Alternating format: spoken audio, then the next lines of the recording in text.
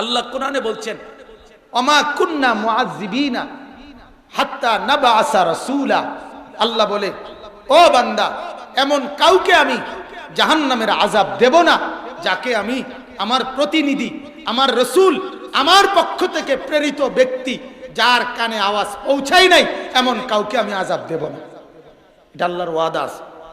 অর্থাৎ এমন কাউকে শাস্তি দিবে না যে বলবে হাসরের ময়দানে আল্লাহ আরে কিতা কর 5 ওয়াক্ত নামাজ, বিষয়টা যদি এত গুরুত্বপূর্ণ হইতো, কি আশ্চর্য কথা মাওলা, 60টা বছর দুনিয়া পার করে আইলাম, একটা লোকও কইল না কথাটা আমারে। এরম আশ্চর্য কথা, এরম বলার সুযোগ কেউ পাবে? কথা বুঝেন নাই আমার? আল্লাহর কোন কথা আল্লাহ তাআলা পৌঁছাবার বাকি রাখে না। এটা আল্লাহর কুদরতি একটা নিজাম। আওয়ালাম নুআম্মিরকুম মা ইয়াতাযাক্কারু ফীহি মান তাযাক্কারা ওয়া জাআকুমুন নাযীর। কোরআনে আল্লাহ বলে প্রত্যেকটা মানুষকে আযাব দেওয়ার আগে আমি দুইটা ব্যবস্থা রাখছি। একটা হলো এই পরিমাণ হায়াত দিছি, যে পরিমাণ হায়াত পেলে একজন লোক জাহান্নাম থেকে বাঁচতে পারে, অতটুকু সুযোগ আমি দিয়ে আনছি। আল্লাহ জিজ্ঞাসা করবে জাহান্নামীকে, জাহান্নামী বলতো তুই একটু চতুর্দিকে দেখ, 8 বছরের 10 বছরের কোনো বাচ্চা আমার জাহান্নামে আসেনি, দেখ। জাহান্নামী বলবে না। আল্লাহ বলবে কেন নাই? এজন্য নাই, পরে আমি হায়াত দেই নাই, এজন্য আযাব দেই না। যারে আমি কি দেই না, হায়াত দেই না, তারে আমি কিও দেই নাই, আযাবও দেই। কিন্তু তোরে আমি সাবালক বানাইছি। যাকে মাওলা সাবালক বানাইছে, যার উপরে ছেলে যে হইলে গোসল ফরজ যেদিন হইছে, সেদিনের ওই মুহূর্ত থেকে বাকিটুকু হায়াতের হিসাব দিতে হবে। যে মেয়ের মাসিক ঋতুস্রাব প্রথম যেদিন শুরু হয়েছে, সেদিন থেকে তাকে বাকি জিন্দেগির হিসাব দিতে হবে। মাওলা বলেন এর আগের জন্য আমি আযাব দিচ্ছি না, এর পরের জন্য আযাব দিচ্ছি। ওয়া জাআকুমুন নাযীর। আল্লাহ বলে শুধু হায়াত দিয়া তোমার বুদ্ধির উপরে ছেড়ে দেই নাই, বরং আমি আমার কথাগুলো তোমার কাছে পৌঁছাবার জন্য নাযীর, আমার ভয় প্রদর্শনকারী বান্দা তোমার কাছে পাঠাইছি। তারা তোমাকে 1000 বার, 1,00,000 বার কবরের কথা, আখিরাতের কথা, ফুলসিরাতের কথা, জাহান্নামের কথা, আযাবের কথা, গজবের কথা, শাস্তির কথা, আমার কথাগুলো তোমারে পৌঁছাইছে। আল্লাহ কোরআনে বলছে ও বান্দা, আমি আমার বন্ধুরে কদ্দুর ঘুমাইতে দেই নাই। কোরআনে আছে নবীজির প্রচন্ড জ্বর, কাঁপতেছিলেন, জ্বরে কাঁপতেছে। আম্মাজান খাদিজাকে বলছে আমারে চাদর দিয়ে আমার শরীর ঢেকে দাও, আমার শরীরে কাঁপন ধরছে। আল্লাহর নবীর এই জ্বরের কারণে তাফসিরে আছে কাঁপতেছিলেন। এই অবস্থায় কম্বল গায়ে দিছেন। মাওলা তখনও ডাক দিয়ে জিবরাইল পাঠাইয়া বলছে ইয়া আইয়ুহাল মুদাসসির কুম ফাআনদির। ও বন্ধু আমার, কম্বল গায়ে দিয়ে শুইলে হবে কেন? আমার এখনো লাখো বান্দা আখিরাত চেনে নাই, আমাকে চেনে নাই, জাহান্নাম থেকে বাঁচার বুঝ হয় নাই, ঈমান পায় নাই। এই অবস্থায় আপনি শুয়ে থাকলে হবে না বন্ধু। কুম, ওঠেন ওঠেন, এই অবস্থাতেই দাঁড়ান। ফাআনদির, আমার বান্দাদেরকে আমার ভয় দেখান। নবী উঠে গেছে, তাফসীর আছে নবী দাঁড়ায় গেছে। মাওলা ঠিক আছে, তোমার বান্দাদের কাছে ছুটলাম, আবার তো আবার ছুটছে, আবার ছুটছে। আমরা আরবি কিতাবে পড়ছি, তারিখে ইবনে খাল্লিকানের মধ্যে, ইতিহাসের কিতাব, আল্লাহর নবী শুধুমাত্র আবু জেহেলের কাছে 4000 বার কালেমার দাওয়াত দিয়েছে। 1000 না, 1000 না, 4000 শুধু আবু জেহেলকে বলছে, আবু জেহেলকে বলছে।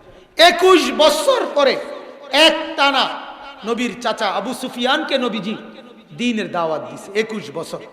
21 বছর পরে মক্কা বিজয়ের রাতে আবু সুফিয়ানকে ধইরা এরকম নবীজির চাচা আব্বাস ধইরা আনছে নবীজির দরবারে, আইনা বসাইছে। চাচাকে দেখে আল্লাহর নবী এই মক্কা বিজয়ের রাতে আবু সুফিয়ানকে আবার কাছে পাইয়া আল্লাহর নবী বলেন চাচা আজও কি সময় হয় নাই? ঈমান আনতেন না চাচা? আরো বুঝবেন, আরো বুঝবেন, আজও সময় হয় নাই? কিতাবে আছে নবীজির চাচা আব্বাস, তিনি তো তখন মুসলমান, তিনি এইরকম পিঠের মধ্যে হাত দিয়া ধাক্কা দিছে আবু সুফিয়ানকে। আরে বল, তুই বেশি বড়া কয়লা কালেমা ক। তো আবু সুফিয়ান কালেমা বলে ফেলছে। হ্যাঁ, কালেমা বলে ফেলছে। বলার পরে নবীজির চাচা আব্বাস কানে কানে গিয়া নবীজিকে বলছি, ইয়া রাসূলুল্লাহ, বেটা তো বড় নেতা, তো আপনি তার একটু আলাদা মূল্যায়ন করে কিছু বলেন, কোনো একটা কিছু বললে একটু খুশি হবে। আল্লাহর নবী সাথে সাথে ঘোষণা দিছে সাহাবীদের মধ্যে, আগামীকাল মক্কা নগরীতে ঢুকলে তোমরা ঘোষণা করে দিবা, কাবা ঘরের ভিতরে যে আশ্রয় নিবে কাবার সীমানায় সে নিরাপদ। 2 নম্বরে আবু সুফিয়ানের ঘরে যে আশ্রয় নিবে সেও নিরাপদ। আবু সুফিয়ান কমা খাইছেন, আমারে তো আলাদা কি করছে মূল্যায়ন। আবু সুফিয়ানের ঈমান পোক্ত হয়ে গেছে, সুবহানাল্লাহ রাদিয়াল্লাহু তাআলা আনহু। এই হুনাইনের যুদ্ধের দিন, যেদিন 12,000 সাহাবী যুদ্ধের প্রথম আক্রমণ, এই মক্কা বিজয়ের পরপরই 12,000 সাহাবী 4,000 কাফেরের আক্রমণে হুনাইনের যুদ্ধের দিন, মানে ময়দানের প্রথম বেলায় আক্রমণের তীব্রতায় ওনারা সব নবীজির সামনে থেকে ময়দান ছেড়ে সরে গেছিল, মানে এলোমেলো হয়ে গেছিল। তখন কিতাবে আছে যে এই আবু সুফিয়ান রাদিয়াল্লাহু তাআলা আনহু, তিনি তো মাত্র মুসলমান হয়েছে, উনি একা নবীজির ঘোড়ার লাগাম ধরে এখানে দাঁড়ায় আছেন, উনি সরেন। যাই হোক, আমার বলার উদ্দেশ্য হইল যে এই পরিমাণ ফিকির, এই পরিমাণ আহাজারি আল্লাহর নবী সাল্লাল্লাহু আলাইহি ওয়াসাল্লামকে দিয়ে আল্লাহ তাআলা করাইছে। আল্লাহ তাআলা বলে, বান্দা তোমার কাছে আপনি শুধু এই কথাটা আমার কল্পনা করেন, বাপ রাত হয়েছে, আপনি শুধু এটা ভাবেন, আমি একটা অনুরোধ, আমার একটা ভাবনা আমি ভাবি, আপনারাও ভাবেন। এই মোবাইলটার মধ্যে 2 সেকেন্ডের একটা মিস কল যদি আসে, প্যান্টের পকেটের ভিতরেও যদি মোবাইলটা থাকে, তো প্রতিটা বান্দা টের পায়, মানুষ আমার মোবাইলটার মধ্যে মিস কল আসছে, খুলে দেখে কে কলটা দিল, ফিরায় আবার বা কোনো না কোনো একটা এটা দেখে। কিন্তু আমার মালিক যদি হাসরের ময়দানে বলে, বান্দা এক ওয়াক্ত নামাজের বেলায় তোর মহল্লার চতুর্দিক থেকে কমপক্ষে 10টা মাইকে, আরে 10টা মসজিদে 4টাও করে যদি মাইকের হরন হয়, তাহলে আমি 40টা হরন একত্রে বাজাইয়া আমার মুয়াজ্জিন দিয়া এত উচ্চ কণ্ঠে আমার আজানটা দিয়া তোরে ডাক দিছিলাম। হায় বান্দা, 2 সেকেন্ডের মিস কল টের পাইলা, আমার এত উচ্চ স্বরের আজান টের পাইলা না কেন? বান্দা আমি কি অপরাধটা করছিলাম? ভাইয়া বলো না, ছেলেরা বলো না, বাপ বলো না, বলো না বাপ। আমার চুলের সনদ আছে, আমার টুপির সনদ আছে, আমার দাড়ির সনদ আছে, আমার পাঞ্জাবির সনদ আছে, আমার লুঙ্গির সনদ আছে। চতুর্দিকে সমান চুল নবীজি রাখতেন। নবীজি মাথার মধ্যে সর্বদাই কাপড় রাখতেন, নবীজি দাড়ি রাখতেন, নবীজি কামিজ পাঞ্জাবি গায়ে দিতেন, নবীজি লুঙ্গি পরতেন। তোমার ক্লিন শেপ চেহারার সনদ বলো বাপ। তোমার এই এলোমেলো সেলুন কাটিং চুল, এটার সূত্র বলো বাপ। এটা প্রথম তুমি কার থেকে নিলা এবং কেন তাকে পছন্দ করলা? যুক্তিটা কি? ভাইয়া রাগ হইয়েন না, আমি শুধু বিবেক জাগাইতে চাই। এটার তো সনদ আছে, রাসূলুল্লাহ সাল্লাল্লাহু আলাইহি সাল্লামের মডেল। আপনি যেটা ভাবলেন আপনারটার মডেল, এটা পছন্দ হবে না কেন? কি বলবেন বাপ? বলেন না আপনি। আমরা তো হুজুর মানুষ, আমরা বুঝি কম, আপনারা না বেশি বুঝেন। বলেন, তো বাংলা, অঙ্ক, ইংরেজি, পদার্থ, জীববিজ্ঞান, রসায়ন বিজ্ঞান, উচ্চতর গণিত, তথ্য যোগাযোগ প্রযুক্তি বুঝা তো থুবাইয়া লাইছেন কন। আপনি কম, আমরা হুজুর দেখেন আমরা কম বুঝছি, বেকুব আমরা। আপনি বলেন, আপনি আমাকে বলেন মিয়া, আপনি কেটে দিলেন কার ড্রয়িং আর গ্রহণ করলেন কার ড্রয়িং? কার ডিজাইন ছাড়লেন, কার ডিজাইন ধরলেন? কাকে কাকে নারাজ করলেন, কাকে খুশি করলেন? জানেনও তা না। একটা ছেলে বলতে পারবেনি, যুবক তুমি বলো না, ওই ছেলে তুমি বলো না, তোমার মাথার এই চুল কার মতো? ক না বাপ, তুই ক। ওরে জিজ্ঞাসা করেন না। সেলুনের দোকানের যেই কাটিং গুলো, একটা মানুষ না, সেলুনের দোকানে যেগুলো টাঙ্গায় রাখছে, এগুলো দাজ্জালের কাটিং। কিসের কাটিং? আরে হাদিস, এটা হাদিস, মুসলিম শরীফের হাদিস। নবীজি বলছে দাজ্জালের চিহ্ন, দাজ্জাল হবে যুবক। দাজ্জালের চিহ্ন ইন্নাহু শাবুন, যুবক হবে। কাতাতুন, নবীজি বলছে দাজ্জালের চুল হবে এলোমেলো। কসম, এটা হাদিস। আওয়ারুল আইন, দাজ্জালের চোখ হবে টেরা। আল্লাহর নবী সাল্লাল্লাহু আলাইহি সাল্লাম বলছে দাজ্জালের বিশেষ চিহ্ন তার চুল থাকবে এলোমেলো। এই জন্য যুবকের চুল আজকে এলোমেলো করে দিছে। আজ বরবাদ হয়ে গেছি আমরা। নিজের দিন, নিজের ধর্ম, নিজের ইসলাম, নিজের কোরআন, নিজের নবী সব আমাদের কাছে অপ্রিয়, অপ্রিয়। পুরা ঘরের মধ্যে এত কিছু আছে, 6 জন মানুষের 6টা ব্রাশ আছে, পুরা ঘরটার মধ্যে একটা মেসওয়াক নাই, এমন পরিবার নাই? পুরা ঘরের মধ্যে প্রয়োজনের চাইতেও বেশি ফার্নিচার, আসবাবপত্র আছে। এই ঘরে মানুষ 6 জন, কাছের প্লেট আছে 3 ডজন। ঠিক কিনা বলেন না কেন? সবকিছু অতিরিক্ত আছে, কিন্তু পুরা ঘরটার মধ্যে একটা দস্তরখান নাই। কেন বাপ? কারণ মুহাম্মদের যেটা রাখবো না সেটা সিদ্ধান্ত, এটা হ্যাঁ সিদ্ধান্ত, এটা এটা ফয়সালা করে নিছে। মুহাম্মদের যেটা রাখবো না সেটা সিদ্ধান্ত, এটা আমরা সিদ্ধান্ত নিয়ে ফেলছি। যেটা প্রমাণ হবে রাসূলের ওইটা ত্যাগ করো, যেটা প্রমাণ হবে বেঈমানের ওইটা গ্রহণ করো। ওইটা নালে ডাইনিং টেবিলে খানাটা এত সুন্দর হয়ে গেল কেন? কি যুক্তিতে? সমান জায়গায় দস্তরখানের এটা এতটা ফচ্চা গেল কেন? কোন কারণে? কোন গবেষণায়? পৃথিবীর কোন দার্শনিক পণ্ডিতের গবেষণায় এটা প্রমাণ হয়েছে? কোনছে? আপনারা বলেন না মিয়া, আছে কোন? জেনারেল লাইনে তো আমরাও পড়ছি, আমরা তো কওমি মাদ্রাসারও ছাত্র, সরকারি মাদ্রাসারও ছাত্র, কুমিল্লা ভিক্টোরিয়া কলেজ থেকে মাস্টার্স পাস করছি। কোন আমনে? কোন বাংলাও অল্প অল্প পড়তারি, ইংরেজিও পড়তারি, কোন আমনে? কোন বলেন? কি যুক্তি? আমার যুক্তি একটাই, বিরোধিতা। সিদ্ধান্ত নবীর বিরোধিতা করুন, নবীরে কষ্ট দিমু।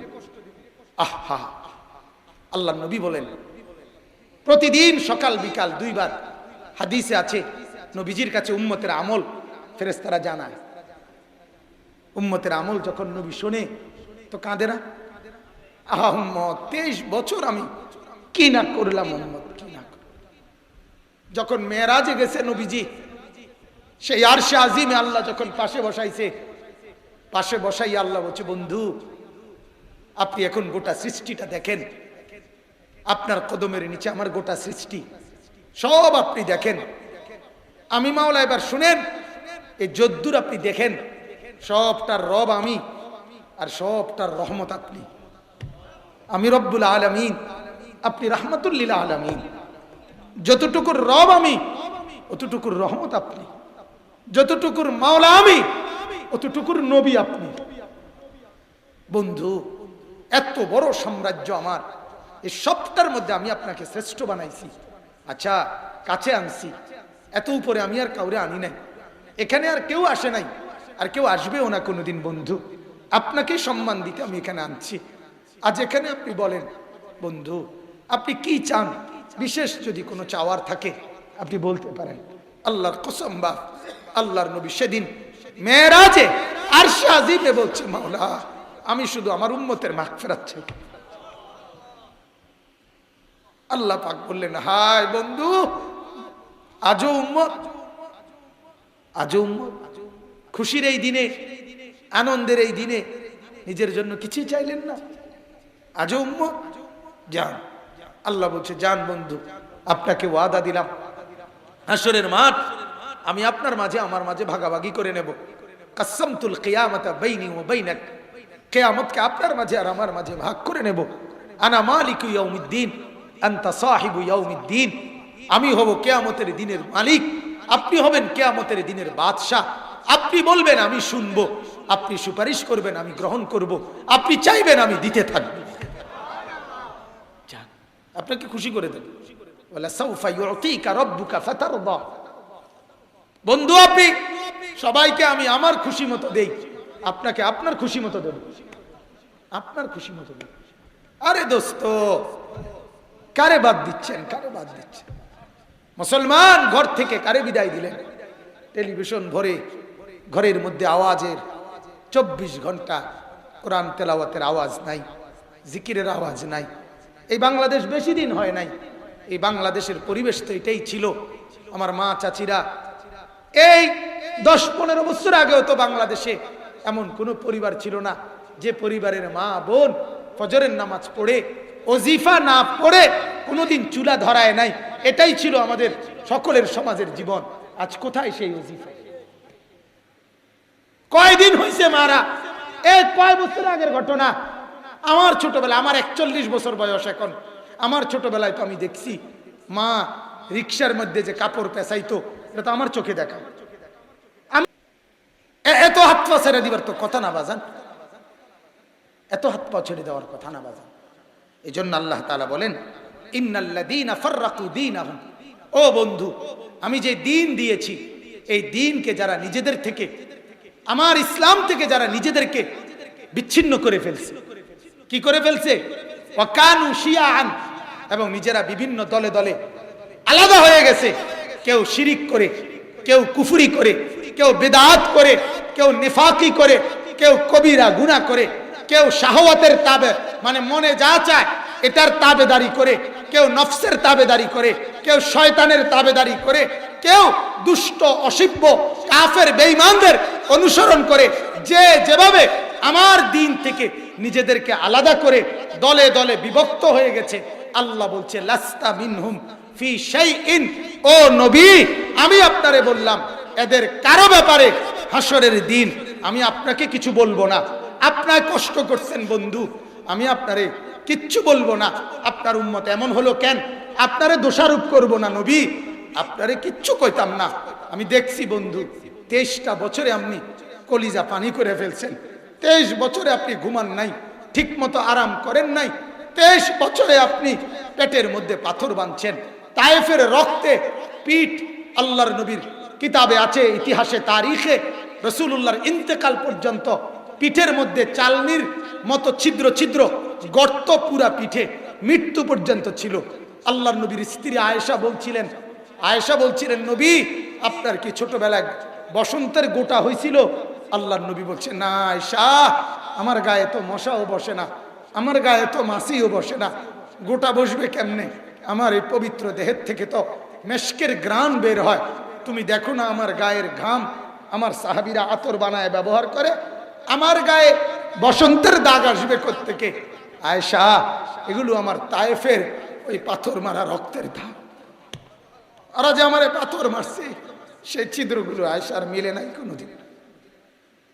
আল্লাহর নবীর এই তায়েফের রক্ত, বুকের মধ্যে পেটের পাথর, দান দান শহীদ, এই সব কিছু উম্মত ছেড়ে দিলেন। আহা, কয়টা টাকার জন্য, কয়টা পয়সার জন্য, দুনিয়ার একটু আরাম আয়েশের জন্য। কই পাইলেন আরাম আয়েশ? কই পাইলেন? আরাম তো পাইলেন না। আমি তো স্পষ্ট বলি, এবং আমি তো এটা চ্যালেঞ্জ করে বলি, এই রাজপ্রাসাদে, দামি বিল্ডিং ফ্ল্যাটে, শহরে বন্দরে যে মানুষগুলো থাকে, তাদের ঘরগুলোতে, ফ্ল্যাটগুলোতে যদি ভিডিও করা হইতো কিংবা রেকর্ড করা হইতো, শোনা যাইতো কি পরিমাণ অস্থিরতা আর পেরেশানি আর কান্না। নিশ্চিত আমার দেশের দিন মজুর খেটে খাওয়া ঘরে এত অশান্তি নাই, ওদের ঘরে যে পরিমাণ অশান্তি। সিনেমার নর্তকী যে সারাদিন হাজারো লাখো যুবককে হাসায়, যার হাসিতে অট্ট হাসি, যে মনে করে ভালোবাসার হাসি, তার কলিজার মধ্যে যে কষ্ট বেদনা, এই বেদনা পৃথিবীর আর কারো নাই, আর কারো নাই। আপনি জানেন? আপনি জানেন? হ্যাঁ, অতএব ওরা সুখে নাই, ওরা সুখে নাই, ওরা সুখে নাই, ওরা সুখে নাই। নয়তো সন্তান অস্ট্রেলিয়া থাকলে, মেয়ের জামাই গুলশান বনানীতে থাকার পরে, নিজস্ব গার্মেন্টস মেল ফ্যাক্টরি থাকার পরে, হাজারো লাখো মানুষকে ফেসবুকে লাইভে জানান দিয়ে পিস্তল ঠেকাইয়া আত্মহত্যা করার কারণ কি? সুখের অভাব, সুখের অভাব। কথা বলেন না? সুখে, সম্পত্তির অভাব ছিল না। কিসের অভাব ছিল? সুখ নাই, সুখ নাই। সুখ নাই বাপ, সুখ নাই। আল্লাহ আমাদেরকে বুঝার তৌফিক দান করুক। আল্লাহ বলেন ইন্নামা আমরুহুম ইলাল্লাহ।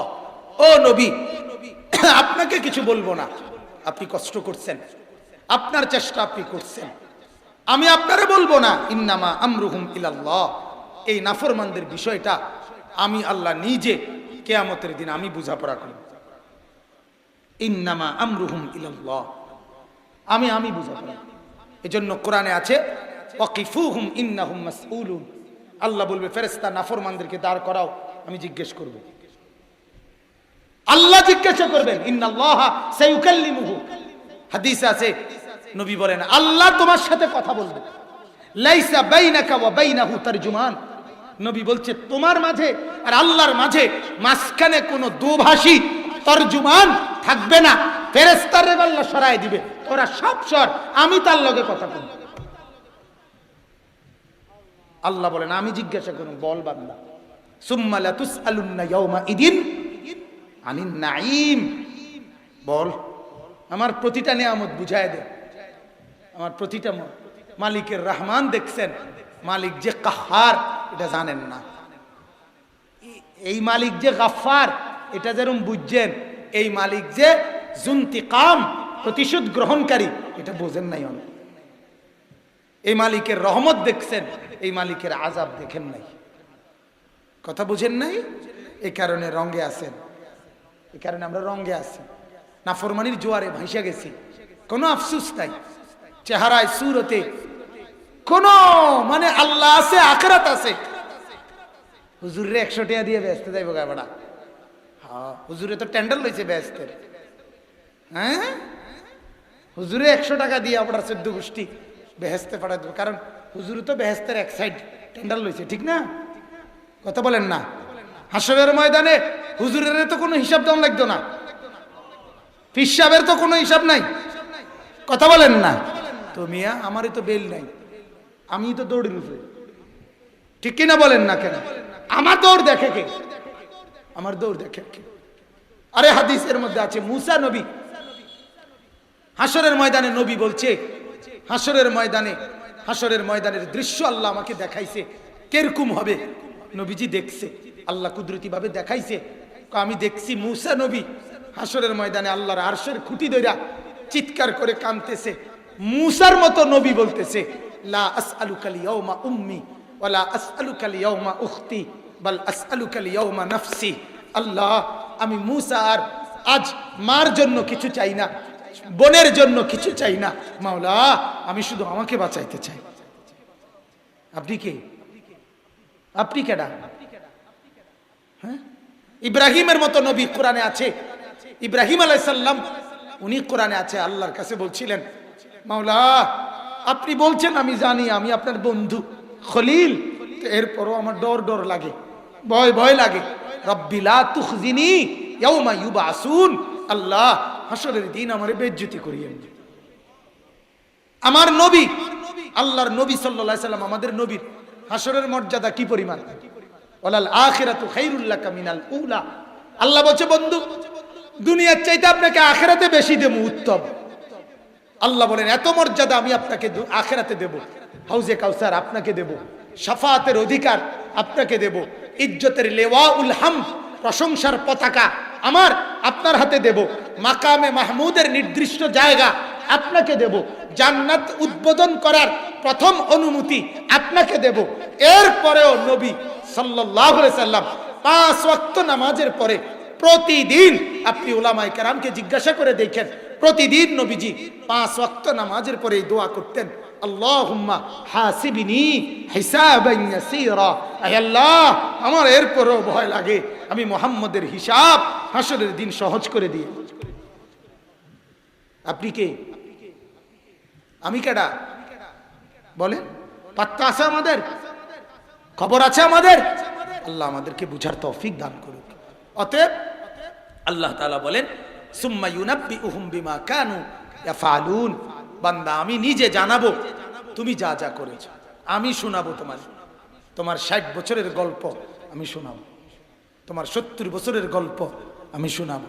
দেখবা একটা নিঃশ্বাস আমার আড়ালে নাই, আল্লাহর আড়ালে কোন নিঃশ্বাস বলেন না আছে?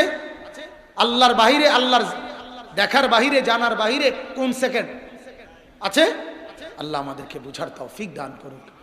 শেষ কথা আল্লাহ বলেন, আর বান্দা আমি নিজে বলে বলে এরপরে বিনিময় দেব, বিনিময় দেখাবো, কদ্দুর পাইছো কি না কদ্দুর। আল্লাহ বলে তো সেখানেও আমি দয়া করব। দয়া কেমন? মান জাআ বিল হাসানা ফালাহু আশরু আমসালিহা।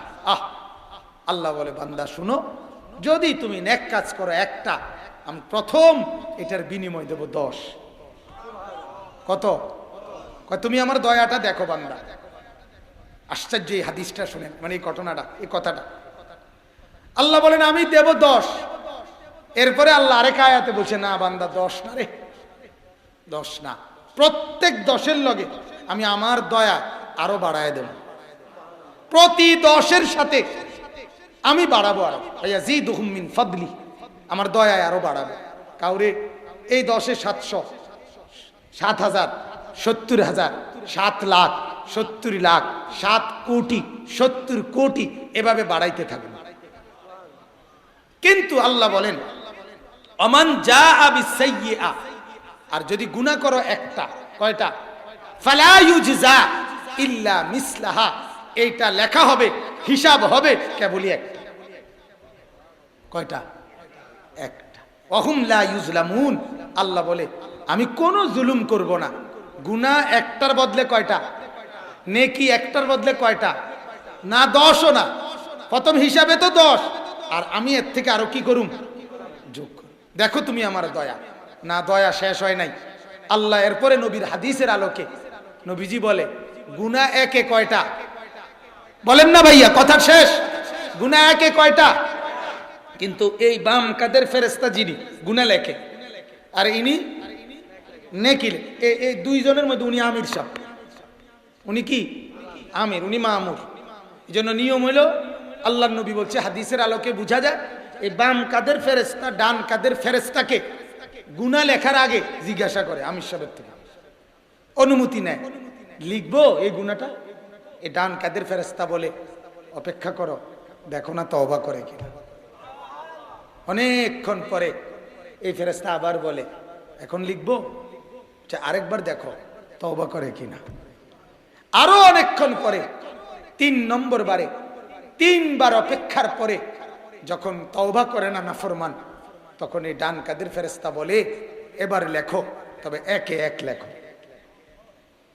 একে, প্রথম দয়া একে এক, দ্বিতীয় দয়া সেটাও 3 বার অপেক্ষার পরে লেখা হয়।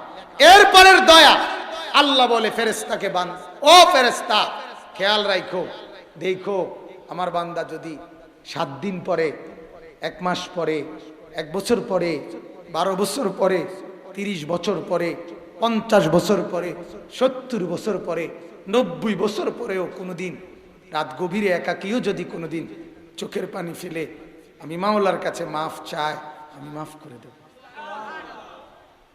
আমি মাফ করে দেব। এই মালিক মাফ করে দেব। লাউ বালাগাত যুনুবুকা আনানাস সামা সুম্মা ইস্তাগফারতানি লাগাফারতু লাকা ওয়ালা উবালি। আল্লাহ বলে বনি আদম, গুনাহ যদি আকাশ ছুঁয়ে যায় আর তবুও যদি আমার কাছে মাফ চাও, কাউরে কিছু না বলে আমি জবান দিলাম আমি মাফ করে দেব, আমি মাফ, আমি আছি মাওলা, আছি। যেদিনই মনে হয় আমার ডাক দিও, আমি আসব, আমি তোমার কাছে আসব। লাউ আন্নাকা আতাইতানি বিকরাবিল আরদি খাতায়া, বালুকণা যত গুনাহ যদি হয় তত সেটাও নিয়ে আসো, লা আতাইতুকা বিকিরাবিহা মাগফিরা, সমপরিমাণ মাগফিরাত নিয়ে আমি তোমার কাছে আসব। সুবহানাল্লাহ, সুবহান। এরপরে এই শেষ কথা আমার আল্লাহর নবী বলছে, শেষ একটা হাদিস এই আয়াতের তাফসিরে নবী বলে আমার উম্মত, যে মালিক একটা গুনায় একটা লেখায়, যে মালিক একটা লেখার আগে 3 বার অপেক্ষা করায়, যে মালিক 90 বছর পরেও মাফ করে দিতে প্রস্তুত, এরপরেও গুনাহ মাফ না করাইয়া, গুনাহ ত্যাগ না করে যে নাফরমানি করে হাসরের ময়দানে হাজির হয়, নবী বলেন আমি নিশ্চিত বুঝেছি উম্মত, তুমি নিজেই সিদ্ধান্ত নিছ মজবুত যে আমি আগুনে জ্বলবই। বুঝেন নাই কথাটা? আমি আগুনে জ্বলবই। উম্মত, আমি নবী বুঝছি এটা যে তুমি এই ফয়সালাই নিছ, আপনি আমারে আরো যত সুযোগই দেন আমি মাফ নিতাম না, আমি আগুনে জ্বলব। এই ছাড়া জাহান্নামে জ্বলার আর কোনো যুক্তি নেই।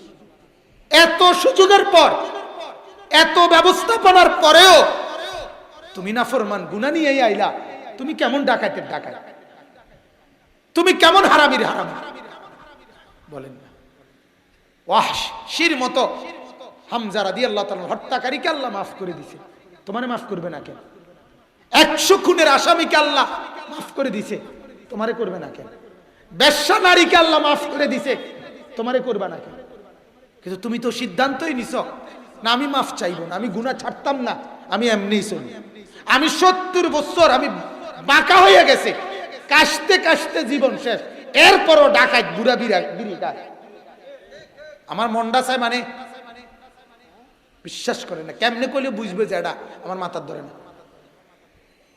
আমারে যদি কেউ বলে আপনি অল্প বয়স্ক, আপনি বুড়া করে লই এইভাবে শক্ত হইলেন কা, আমার কথা হইল আপনি যদি হন আমার দাদা, আমি আপনার নাতি, আমি চাই দাদা যেন হয় আমার জান্নাতি।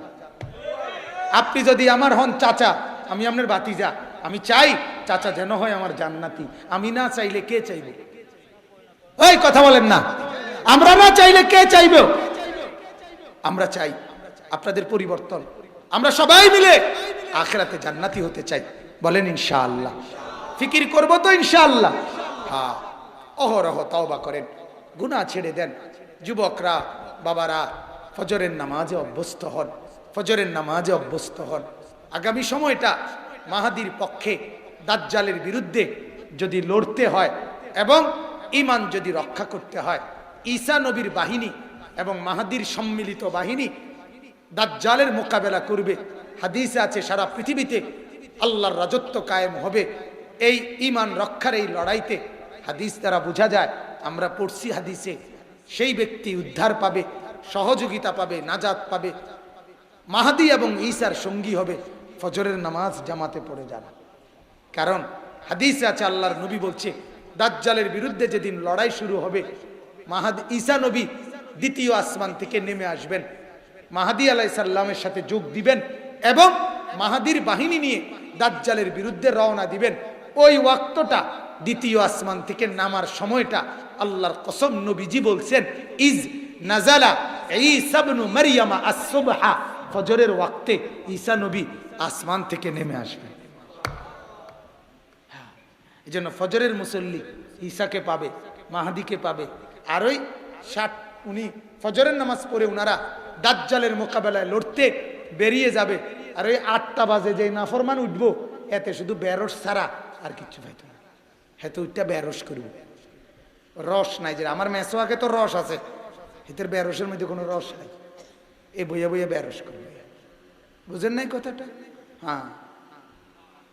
এরপরও যদি লজ্জা হয়, বেরস লইয়া আপনার 8টা বাজে এত বড় শক্ত ডাকাত চা দোয়ানে যায়, চা খাইতো, যা সবাইকে যেন বলে আমি ডাকাইতে, দেখো আমি মালিকের নাফরমান, দেখো আমি এই জমিনের নাফরমান, দেখো আমারে। হায় হায়, আল্লাহ আমারে মাফ করে দেন। মনে কষ্ট নিয়েন না, ভাবতে শিখেন, জাগতে শিখেন। মাহফিলটা যেন কামিয়াব হয়, আল্লাহ যেন কবুল করে। আপনাদের সবাইকে আমার জন্য দোয়া করবেন। শক্ত কথা হয়ে গেলে আমারে মাফ করে দিয়ে।